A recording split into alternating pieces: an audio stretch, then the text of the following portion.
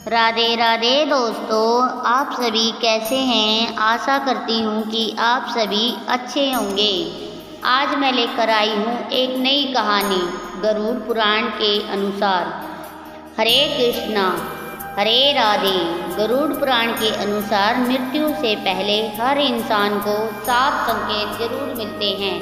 कहते हैं यह संकेत जो आत्मा को रहते हुए आपका समय करीब हो तो बताता है। इस प्राचीन कथा के माध्यम से जानते हैं कैसे एक ब्राह्मण आर्यनंदन को यात्रा के दौरान गाय, पीपल, नाग और बाघ ने एक एक कर 7 संकेत बताए। और सबसे बड़ा सवाल, इन संकेतों को जानने के बाद मनुष्य को क्या करना चाहिए। इस कथा में उसका उत्तर भी छुपा है। दोस्तों, यह सिर्फ कथा ही नहीं, इसके सुनने के लिए नहीं है, समझने के लिए भी है, क्योंकि इसमें छुपा है जीवन और मृत्यु दोनों का गूढ़ रहस्य। तो चलिए शुरू करते हैं। बहुत समय पहले की बात है। नर्मदा नदी के किनारे एक छोटा सा गांव था। लोगों के पास ज़्यादा कुछ नहीं था, लेकिन दिल में अपनापन बहुत था। उस गांव में एक आदमी रहता था, आर्यनंदन। वह कोई राजा नहीं था, वह गांव वालों के लिए किसी राजा से कम भी नहीं था। कोई बीमार पड़ जाए तो वही दवा लाता, कोई बीमार गरीब हो तो वही मदद करता, किसी के घर लड़ाई हो जाए तो वही सुलझावा करता। लोग कहते ईश्वर ने इस गांव को वरदान दिया है आर्यवर्धन के रूप में। आर्यनंद की आदत थी कि वह हर काम में धर्म ढूंढता था। सुबह पूजा करता, फिर बच्चों को मंत्र सिखाता। सब कहते भाई यह आदमी थकता ही नहीं है। एक दिन दोपहर में गांव के बीचों बीच शोर मच गया। सब लोग एक ही दिशा में भाग रहे थे। खबर यह थी कि देवश्रुत गुरुजी नहीं रहे। यह सुनते ही पूरा गांव जैसे ठहर गया। देवश्रुत गांव के सबसे विद्वान, सबसे सम्मानित व्यक्ति थे। वही जिन्होंने आर्यनंदन को बचपन में वेद, नीति और धर्म का ज्ञान दिया था। आर्यनंदन भागता हुआ उनके घर पहुंचा। लोग रो रहे थे, कुछ मंत्र पढ़ रहे थे और आर्यनंदन वह खड़ा था जैसे किसी ने उसके अंदर से सब शब्द छीन लिए हो। शाम तक चिता सजाई गई। जब आग लगी तो लपटें ऊपर उठी और कुछ पल के लिए ऐसा लगा जैसे समय रुक गया हो। आर्यनंदन की आंखों में बस वही दृश्य रह गया। उसने देखा कि कल तक जीवन का ज्ञान दे रहा था, आज खुद राख बन रहा है। उसके दिल में अजीब सा डर उतर गया, एक ऐसा डर जो पहले कभी नहीं आया था। रात को जब वह घर पहुंचा तो माधवी दरवाजे पर खड़ी थी। माधवी चिंता के कारण बोली, इतनी देर क्यों लगाई, खाना ठंडा हो गया। आर्यनंदन बोला, देवदूत चले गए। माधवी ने धीरे से कहा, मृत्यु से कोई नहीं बचता आर्यनंदन, उनका समय पूरा हो गया। आर्यनंदन ने सिर उठाया और बोला, लेकिन वह तो स्वस्थ थे, मुस्कुरा रहे थे और एक पल में चले गए। माधवी, क्या जीवन इतना कमज़ोर है। माधवी बोली, तुम ऐसा क्यों सोच रहे हो, तुम हमेशा दूसरों को समझते हो, अब खुद क्यों डर रहे हो। आर्यनंदन ने धीरे से कहा, क्योंकि आज पहली बार लगा मौत किसी के दरवाजे पर आ सकती है बिना बताए। माधवी ने उसका हाथ पकड़ा और कहा, डर से कुछ नहीं होता। अगर तुम्हारे मन में सवाल है तो उसका उत्तर खोजो। गांव के उत्तर में जो साधु रहते हैं, नर्मदा नदी के किनारे लोग रहते हैं, कहते हैं वह मृत्यु का रहस्य जानते हैं। उनसे मिलो, शायद वही बता सके यह डर क्यों है। आर्यनंदन ने कुछ पल सोचा और फिर कहा, कल ही जाऊंगा उसने उनसे मिलने के लिए। माधवी ने मुस्कुराते हुए कहा, हाँ मिलो। जो डर का सवाल समझ लेता है वही उससे मुक्ति पाता है। उस रात आर्यनंदन देर तक जागता रहा। बाहर हल्की हल्की हवा चल रही थी, पर उसके कानों में बस एक ही बात गूंज रही थी, मृत्यु आखिर है क्या। फिर अगले दिन सुबह का समय था और आर्यनंदन जल्दी ही घर से निकल पड़ा था। वह जानता था कि मृत्यु अचानक आती है या कोई संकेत मृत्यु से पहले मिलते हैं। रास्ता लंबा था लेकिन कदम रुक नहीं रहे थे। कुछ देर यात्रा करने के बाद नर्मदा के किनारे पहुंचते ही वह हिचक सामने वही पुराना बरगद था जिसके नीचे एक साधु रहते थे। गांव में उसका नाम तपोनाथ था और कहा जाता था कि जो भी उसके पास सच्चा सवाल लेकर जाता उसे जवाब जरूर मिलता है। बरगद के नीचे साधु ध्यान में बैठे थे। उनकी आंखें बंद थी लेकिन चेहरे से लग रहा था जैसे वह जान चुके हैं कि कोई आने वाला है। आर्यनंदन कुछ देर खड़ा रहा और फिर आगे बढ़कर पास ही बैठ गया। प्रणाम महात्मा, मैं आपके पास उत्तर खोजने आया हूँ। साधु ने धीरे धीरे आंखें खोली। कुछ देर बोले नहीं, फिर शांत स्वर में कहा, सवाल क्या है? आर्यनंदन बोला, गुरुदेव, मेरे गुरुदेव दूत कल चले गए। उनकी मृत्यु ने मुझे भीतर तक हिला दिया। मैं जानना चाहता हूँ कि क्या मृत्यु से पहले कोई संकेत मिलते हैं? क्या हम पहले से जान सकते हैं कि अंत करीब है? साधु ने कुछ पल आंखें मूंद ली, फिर बोले, तू मौत का समय नहीं जानना चाहता आर्यनंदन, तू मौत का अर्थ जानना चाहता है। आर्यनंदन ने फिर सिर झुकाया और कहा, शायद हाँ, क्योंकि जो कल तक जीवित जीवन का अर्थ सिखा रहे थे वह खुद इतने अचानक चले गए।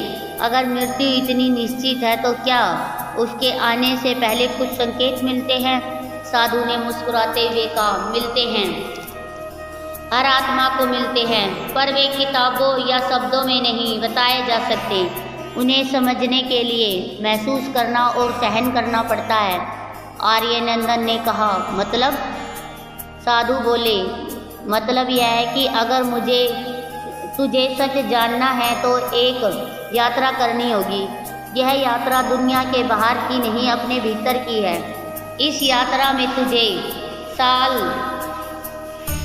7 संकेत मिलेंगे, 7 ऐसे अनुभव जो तुझे बताएंगे कि मृत्यु आने से पहले ब्रह्मांड कैसी चेतावनी देता है। आर्यनंदन ने दोनों हाथ जोड़कर कहा, गुरुदेव, मैं तैयार हूँ, चाहे यह राह कितनी भी कठिन क्यों ना हो, मैं अब पीछे नहीं हटूंगा।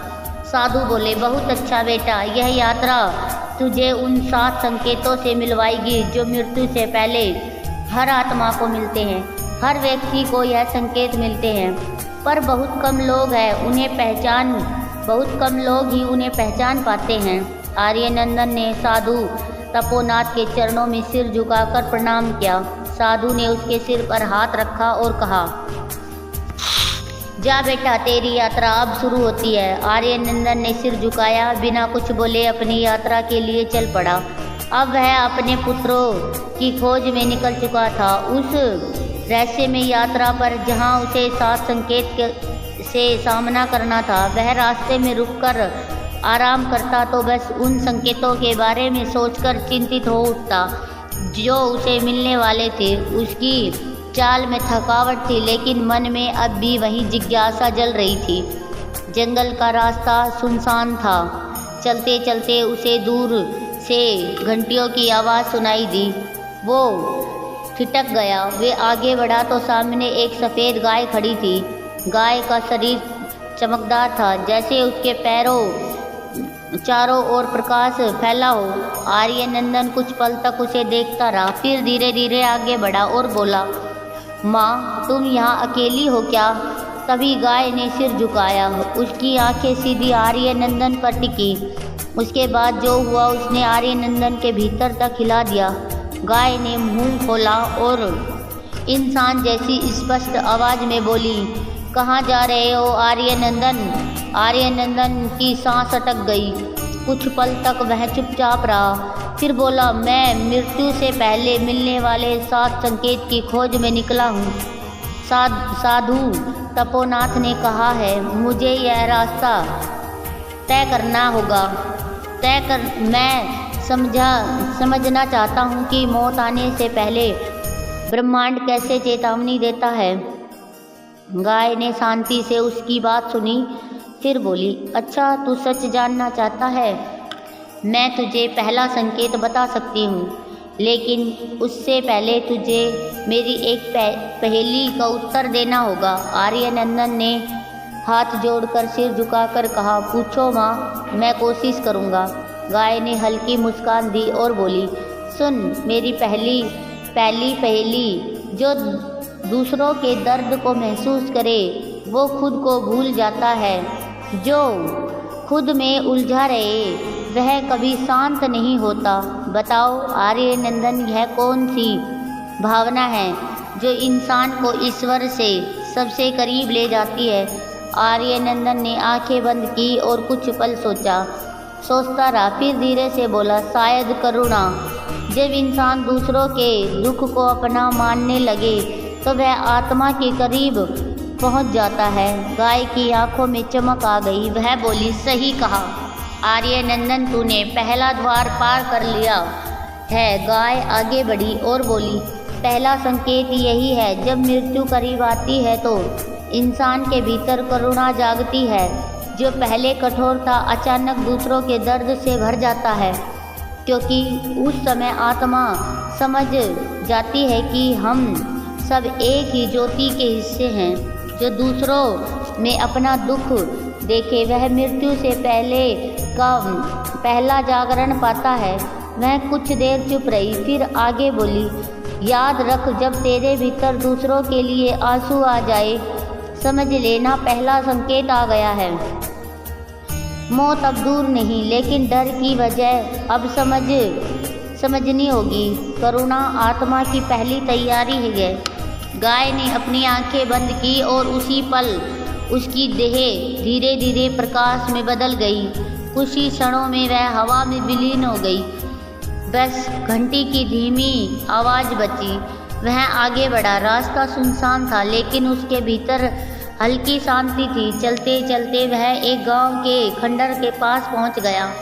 वहां एक टूटी दीवार के पीछे से हल्की सी कराहने की आवाज़ आ रही थी, सुनाई दे रही थी। उसने झांक कर देखा, एक कुत्ता पड़ा था, घायल और सांसें धीमी चल रही थी। आर्यनंदन झुककर उसके पास गया। उसने पानी पिलाने की कोशिश की। कुत्ते ने धीरे से सिर उठाया और उसकी आंखें आर्यनंदन से मिली। कुत्ते ने धीमी आवाज में कहा, क्यों रो रहे हो आर्यनंदन? वो चौंक गया, पर अब हैरान नहीं हुआ। उसे हल्की मुस्कान दी। मैं 7 संकेत की खोज में आया हूँ। गाय ने मुझे पहला संकेत दिया, करुणा का। क्या तुम दूसरा संकेत जानते हो? कुत्ते ने अपनी थकी हुई सांसों के बीच कहा, हाँ मैं जानता हूँ, लेकिन मैं भी तुमसे एक पहेली पूछूंगा, उसका जवाब दे, फिर मैं तुझे दूसरा संकेत दूंगा। आर्यनंदन बोला, पूछो। कुत्ते ने आंखें बंद की और कहा, सुनो, जो हमेशा साथ रहता है पर जब ज़रूरत हो तभी कोई याद नहीं रहता, जो बिना आवाज़ के रक्षा करता है, लेकिन जब तू गलत हो तो वही तेरा न्याय करता है। बताओ आर्यनंदन, वो क्या है? आर्यनंदन ने कुछ पल सोचा। हवा चल रही थी और उसके दिमाग में वह शब्द गूंज रहा था, हमेशा साथ रक्षा करता है लेकिन न्याय भी करता है। फिर उससे कहा, निष्ठा जो बिना शर्त साथ निभाती है, पर जब भी मैं गलत हूँ तो वही मेरा आईना बनती है। कुत्ता मुस्कुराया, उसकी आंखों से आंसू की एक बूंद गिरी। सही कहा आर्यनंदन, वह बोला, दूसरा संकेत यही है, मृत्यु से पहले इंसान को निष्ठा का असली अर्थ समझ में आने लगता है। वो देखता है कि कितने सच्चा साथ दिया, किसने सच्चा साथ नहीं दिया। उसने खुद किसे धोखा दिया। जो इंसान जीवन में वफादार रहा, मृत्यु उसे डरा नहीं सकती, लेकिन जिसने धोखा दिया उसे मृत्यु से पहले खुद अपने कर्मों का सामना करना पड़ता है। कुत्ता कुछ पल चुप रहा, फिर बोला, जब तू अपने कर्मों से भागना छोड़ देगा, वही दूसरा संकेत पूरा हो जाएगा। निष्ठा सिर्फ दूसरों के लिए नहीं, खुद के प्रति भी होती है। अपने सत्य से वफादार रहना ही आत्मा की सबसे बड़ी परीक्षा है। आर्यनंदन उसकी बात सुनता रहा और उसकी आंखों में एक आंसू बह निकला। उसे देखते ही कुत्ते के सिर पर हाथ फेरा, लेकिन तभी वह शरीर धीरे धीरे धुंध में बदल गया। आर्यनंदन अब आगे बढ़ा। उसे अब तक 2 संकेत मिल चुके थे, करुणा और निष्ठा। गाय ने उसे दूसरों के दर्द का एहसास करवाया, कुत्ते ने सिखाया कि खुद से सच्चा होना ही आत्मा की पहली परीक्षा है। अब उसके भीतर एक अजीब सी जागरूकता आ चुकी थी। वह चलता जा रहा था, लेकिन अब वह सिर्फ रास्ता नहीं नाप रहा था, बल्कि अपने भीतर उतर रहा था। चलते चलते अचानक उसकी नज़र सामने एक विशाल पीपल के वृक्ष पर पड़ी। वो वृक्ष बाकी सभी से अलग था। उसका मुंह इंसानों की तरह था। उसकी जड़ें जमीन से बाहर थी, जैसे धरती की नसें हो। हर पत्ती में एक अजीब चमक थी, जैसे उसमें जीवन सांस ले रहा हो। आर्यनंदन उसके पास पहुंचा और श्रद्धा से बोला, वंदन किया। वट वृक्ष देव, जैसे ही आपके शब्द हवा में घुले, जंगल का सन्नाटा और गहरा होने लगा। फिर एक भारी गंभीर आवाज़ गूंजी, काफ़ी दूर आ गया हूँ तू आर्यनंदन। वो चौंका, चारों तरफ देखने लगा, लेकिन वहाँ कोई नहीं था। तभी आवाज़ फिर आई, डर मत, मैं हूँ इस धरती की श्वास, वही जो हर प्राणी में बसती है और हर मनुष्य के बाद भी जारी रहती है। आर्यनंदन अब समझ गया कि वह आवाज़ उसी वृक्ष से आ रही है। उसने फिर सिर झुकाया और बोला, हाँ वट वृक्ष देव, मैं मृत्यु के 7 संकेतों की खोज में निकला हूँ। मैं जानता हूँ जब मृत्यु करीब आती है तो आत्मा को कौन से संकेत मिलते हैं। वट वृक्ष की आवाज़ अब और गहरी हो गई थी। अच्छा तो सुन, मैं तुझे तीसरा संकेत दूंगा, लेकिन पहले मेरी एक पहेली का उत्तर देना। अगर गलती की तो तेरा मार्ग यहीं रुक जाएगा। आर्यनंदन ने दृढ़ता से कहा, पूछिए वट वृक्ष देव, मैं तैयार हूँ। वट वृक्ष बोला, कौन है जो हर पल तेरे साथ रहता है पर तू उसे कभी नहीं देख पाता, जिसे तू जन्म लेता है और जिसके बिना तू मर जाता है। आर्यनंदन ने कुछ पल आंखें बंद की। उसे लगा जैसे यह सवाल उसके भीतर टक गया। फिर अचानक उसके होठों पर मुस्कान आई। उसने आंखें खोली और कहा, श्वास जो दिखती नहीं पर हर जीव को जीवित रखती है, जो जाती है तो जीवन भी साथ चला जाता है। वट वृक्ष वही बोला, सही कहा आर्यनंदन, यही तीसरा संकेत है। जब मृत्यु करीब आती है तो श्वास खुद भारी पड़ने लगती है। आत्मा शरीर से अपनी डोर खोलने लगती है। इसी कारण मृत्यु के समय श्वास टूट जाती है, क्योंकि आत्मा अब मुक्त होने की तैयारी कर रही है। श्वास की ही जीवन का प्रवेश द्वार है और श्वास मृत्यु का निवास भी। जो श्वास को समझ लेता है वह मृत्यु से डरता नहीं, उसे पहचानता है। आर्यनंदन ने वट वृक्ष की ओर देखा। उसका मन जैसे गहरी शांति में उतर गया। वट वृक्ष ने आगे कहा, आर्यनंदन आगे बढ़, हर संकेत तेरी समझ को गहरा करेगा। अब तू हवा को नहीं खुद को सुन रहा है। तेरा तीसरा संकेत पूरा हुआ। आर्यनंदन ने सिर झुकाकर प्रणाम किया और धीरे धीरे आगे बढ़ गया।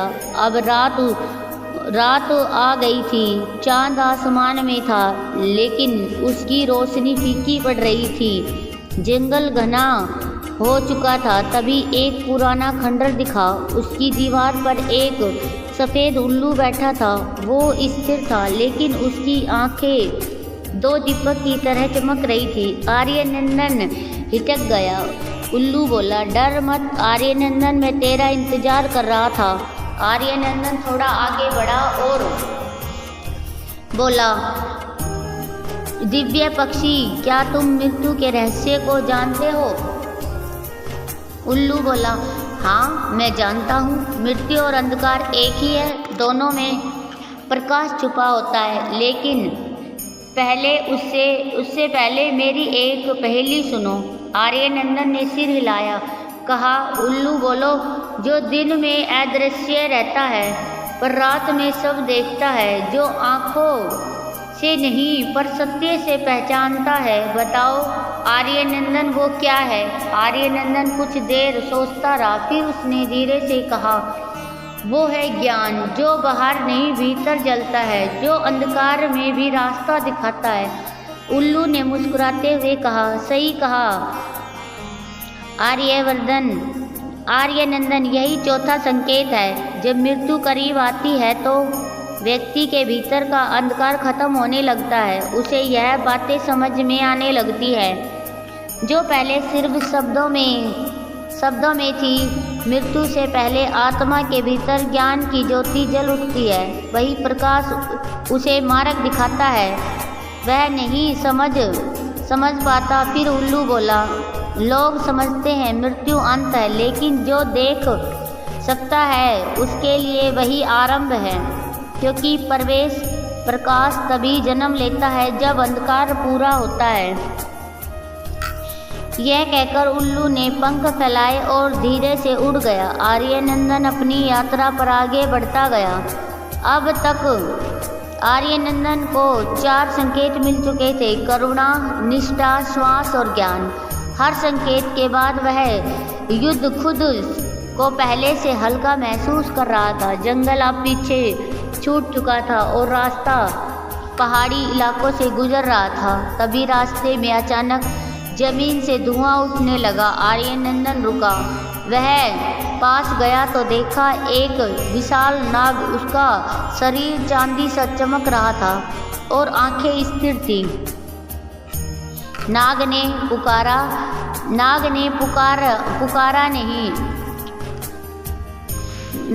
पुकार नहीं मारी।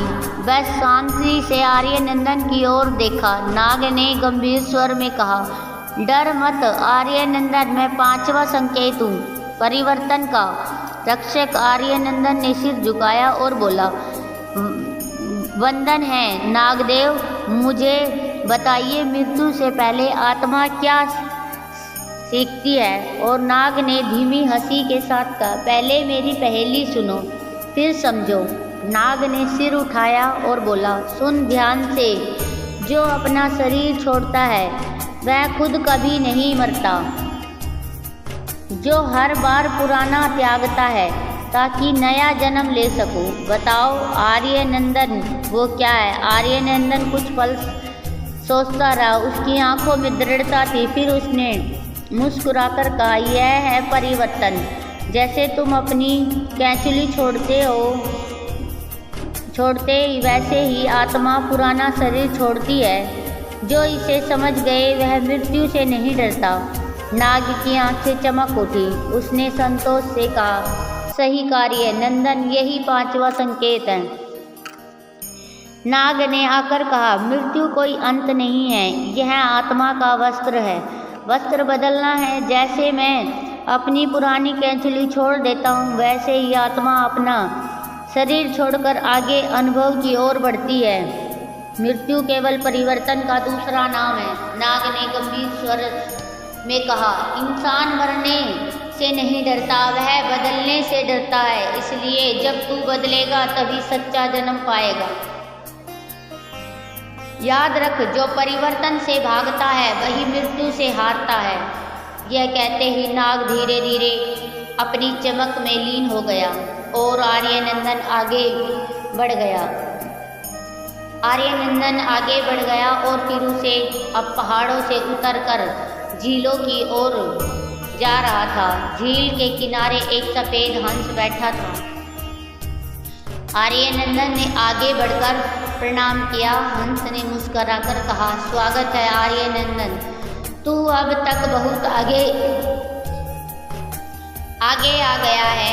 आर्यनंदन ने विनम्र स्वर से कहा, मुझे बताइए हंसदेव, मृत्यु से पहले आत्मा को क्या समझ लेना चाहिए? हंस ने अपनी आंखें झील की ओर टिकाई और शांत स्वर में बोला, पहले मेरी एक पहेली सुन, फिर उत्तर जानना। हंस ने कहा, सुन, जो कीचड़ में रहकर भी शुद्ध रहता है, जो संसार में रहते हुए भी संसार से अछूता रहता है, बताओ आर्यनंदन वह क्या है?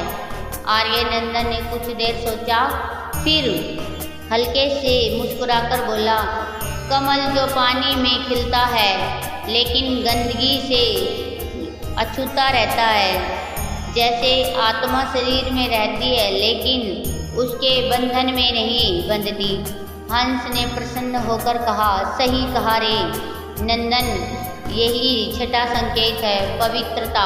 जब मनुष्य मृत्यु के करीब होती है, आत्मा वैराग्य महसूस करने लगती है। उसे एहसास होता है कि जो कुछ भी उसने छुआ अस्थायी था, लेकिन जो भी भीतर था करुणा, ज्ञान, सत्य, वही सच है। हंस ने आगे कहा, जो संसार में रहकर भी उससे ऊपर उठ जाता है वही मुक्ति है। मृत्यु से पहले आत्मा यह समझ जाती है कि उसे अब कुछ पकड़ना नहीं है, बस छोड़ना ही छोड़ना है। जब पकड़ खत्म होती है तभी मुक्ति आती है। आर्यनंदन ने उसकी बात ध्यान से सुनी। उसे लगा जैसे उसकी आत्मा के भीतर कोई पर्दा हट गया हो। हंस ने सिर झुकाकर कहा, जा आर्यनंदन, तू अब लगभग बहुत वहाँ पहुँच गया है जहाँ भय खत्म और प्रकाश शुरू होता है।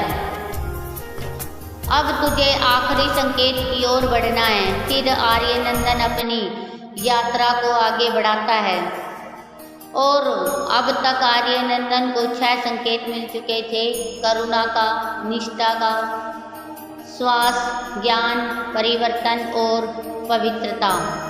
तभी उसे सामने एक खुला मैदान दिखाई देता है। उस मैदान के बीच एक विशाल चट्टान और जल, उस पर एक सफ़ेद बाघ बैठा था। उसका भीतर उसका शरीर सूरज की रोशनी से की तरह चमक रहा था और उसकी आंखों में कोई गहरी शांति थी, जैसे वह सब कुछ जानता हो। आर्यनंदन कुछ कदम आगे बढ़ा, फिर रुका, हाथ जोड़कर सिर झुकाकर बोला,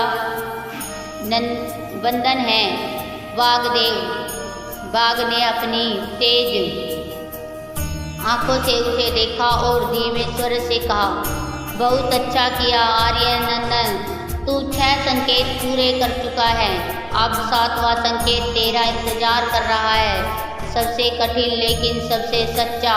उसकी आवाज़ भारी थी पर उसमें करुणा थी। आर्यनंदन ने स्थिर स्वर में कहा, कहिए वागदेव, मैं तैयार हूँ। बाघ ने कहा, पहले मेरी अंतिम पहेली सुन, जो हर किसी के लिए समान है लेकिन हर कोई उससे डरता है, जो अंत भी है और जो शुरुआत भी, जो छीनता नहीं लौटाता है। बताओ आर्यनंदन, वो क्या है? आर्यनंदन ने गहरी सांस ली।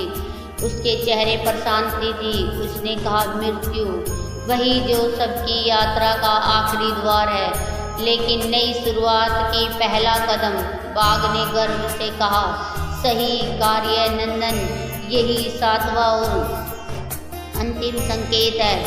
मृत्यु ही मुक्ति का द्वार है। जो इसे डर समझता है वह अंधकार में रहता है, लेकिन जो इसे स्वीकार करता है वही मुक्त होता है। आर्यनंदन चुपचाप रहा, चुपचाप सुनता रहा। हर शब्द उसके भीतर उतरता गया। बाघ ने आगे कहा, इंसान मौत से नहीं, उसके आने के एहसास से डरता है, लेकिन जिसने जीवन की सच्चाई से जिया वो मौत से भी सुकून से मरता है। मौत वो नहीं जो जीवन छीन ले, वह जो आत्मा को मुक्त कर दे। अब आर्यनंदन जान चुका था मृत्यु कोई अंत नहीं, बस एक लौटाना है उसे क्रोध की ओर जहाँ से सब शुरू हुआ था। वह वापस से उसी तरफ लौट आया जहाँ से उसने शुरुआत की थी। वहाँ साधु तपोनाथ ध्यान में बैठे थे। आर्यनंदन उनके चरणों में झुका और बोला, गुरुदेव मैं लौट आया हूँ, मुझे 7 संकेत मिले। तपोनाथ ने कहा, बेटा क्या तूने देखा? आर्यनंदन ने शांत स्वर में कहा, पहले करुणा जहाँ गाय ने सिखाई, मृत्यु से पहले हृदय नरम पड़ जाता है। दूसरा निष्ठा जहाँ कुत्ते ने सिखाया कि आत्मा खुद से न्याय करती है। तीसरा श्वास जहाँ वट वृक्ष ने सिखाया कि जीवन और मृत्यु एक ही डोर से बंधे हुए हैं। चौथा ज्ञान जो उल्लू ने अंधकार से दिया। पांचवा परिवर्तन जहाँ नाग ने सिखाया मृत्यु केवल नया जन्म है। छठा पवित्रता जहाँ हंस ने कहा कि वैराग्य ही मुक्ति है। और सातवां मृत्यु का द्वार जहाँ बाघ ने बताया कि अंत ही आरंभ है। साधु तपोनाथ ने आंखें बंद की, कुछ पल मौन रहे, फिर बोले, आर्यनंदन तुझने वह ज्ञान जान लिया है जो लोग जन्मों तक नहीं जान पाते हैं। 7 संकेत, 7 द्वार जो मृत्यु से पहले आत्मा को तैयार करते हैं। जो इन्हें समझ ले उसे मृत्यु नहीं मुक्ति मिलती है। याद रख, जीवन वही है जो सच्चाई के साथ जिया जाए। जो झूठ छोड़ दे वह मृत्यु से भी आगे निकल जाता है। आर्यनंदन की आंखों में आंसू थे, पर उसके मुख उसे दुख नहीं था, केवल शांति थी। उसने